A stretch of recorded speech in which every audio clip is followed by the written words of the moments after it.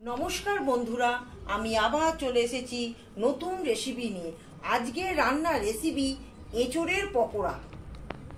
বন্ধুরা, প্রথমে এঁচোড়টাকে সেদ্ধ করে নিতে হবে। ওতে দিতে হবে একটা গোটা পাতিলেবুর রস, কাঁচা লঙ্কা কুচি দুটো, পেঁয়াজ কুচি, আদা রসুন বাটা 1 চামচ, স্বাদ মতো লবণ, হলুদ লঙ্কা গুঁড়ো 1 চামচ, গোলমরিচ 1 চামচ, ভাজা মশলা 1 চামচ, একটা ডিম ফাটিয়ে দিতে হবে। তারপর সব উপকরণগুলি ভালো করে মেখে নিতে হবে। আধ ঘন্টার জন্য ফ্রিজে রেখে দিতে হবে। তারপর কর্নফ্লাওয়ার দিয়ে মেখে নিতে হবে। তারপর যে সর্ষের তেলে কড়াতে ভাজতে হবে।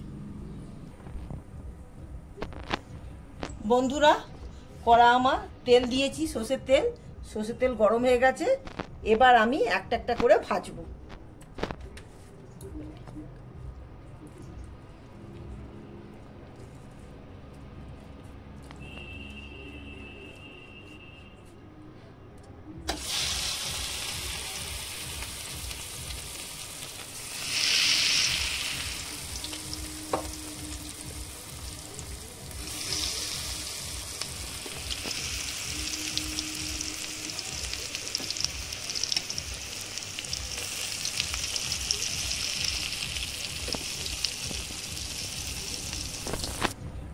বন্ধুরা, কড়া আমার তেল দিয়েছি, সর্ষের তেল গরম হয়ে গেছে। এবার আমি একটা একটা করে ভাজবো।